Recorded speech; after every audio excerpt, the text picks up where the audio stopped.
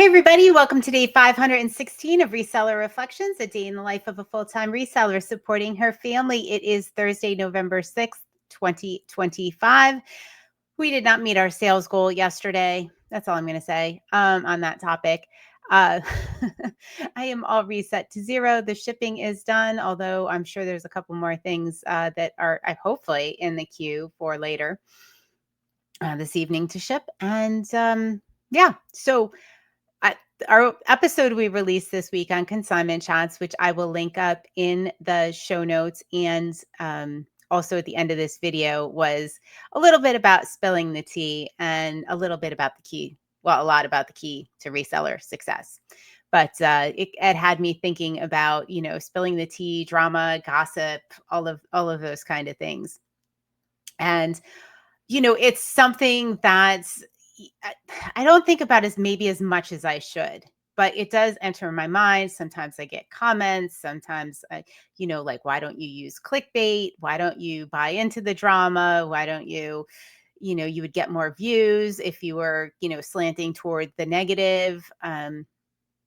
And using that clickbait, I quit eBay, it's all over. And there is some appeal to that, and there is a lot of appeal to the drama. I mean, we think of, there's always drama in the reselling world, and I sidestep it unless I can't.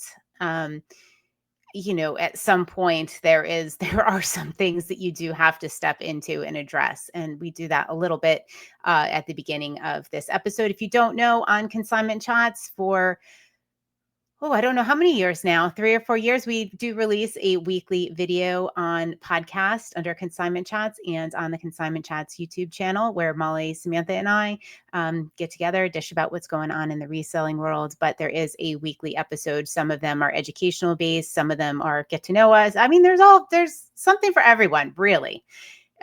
We even have resellers, people that aren't resellers or, doing that, watch them and enjoy them. So you never know what you're going to get. But if there's a topic you want us to chat about, by all means, pop it in the comments. Let us know. We're always looking for suggestions and, kind of what you want to know, as long as it's not drama based. No. But like I said, we do cover a little bit of that this week. So what is the appeal of drama? All right. So I went down a little bit of a rabbit hole here. And apparently there's there's an acronym for it, right? It's classified. It is called NFD, need for drama.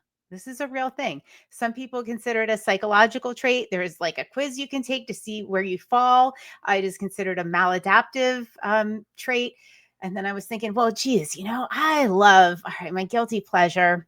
If you haven't heard me mention this before, it's embarrassing, but I love the Real Housewives, right? I love the drama of it. I don't know what it is. There's some kind of appeal to it, and it's probably the drama. Like we all, I don't know, maybe we don't all, some of us just crave drama, and we like to have that. Now I like to have it on my TV screen. Do I like to have it in real life? No.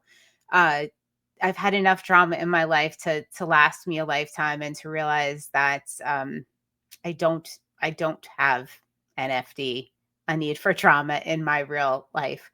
But the appeal of it, right? Like, do we hop into negative Facebook groups, or do we get caught up in this just for the fun of it, just for our need for drama? Yeah, I mean, who hasn't?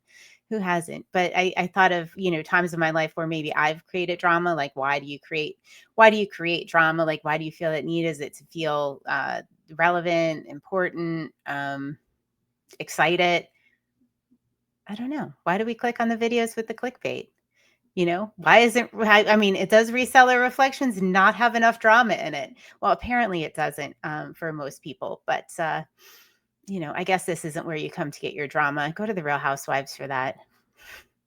All right. So those are just some kind of random thoughts on drama, and like, think about the ways maybe you are creating it unintentionally in your life, whether you have a need for it. How do you fulfill that need for drama? Is it actually maladaptive? I don't want to say it is. I don't like that whole idea of it. I wonder if I took the quiz, if watching the Real Housewives would be a maladaptive need for drama, like a trait. I don't know. Like, am at some point, making certain friends, right? They definitely fulfilled that need for drama. It was definitely a roller coaster. For the past couple years, though, as you know, as you know, if you followed this, I've cut almost all of that out of my life. It's much happier without that drama and keeping it on the TV screen. So, anyway, just some thoughts on drama. Maybe, think about why you click on certain things to watch, or, whether you have that need, or are you provoking anything in your life? Are you making friends that fulfill that need for drama? I don't know. Just some thoughts.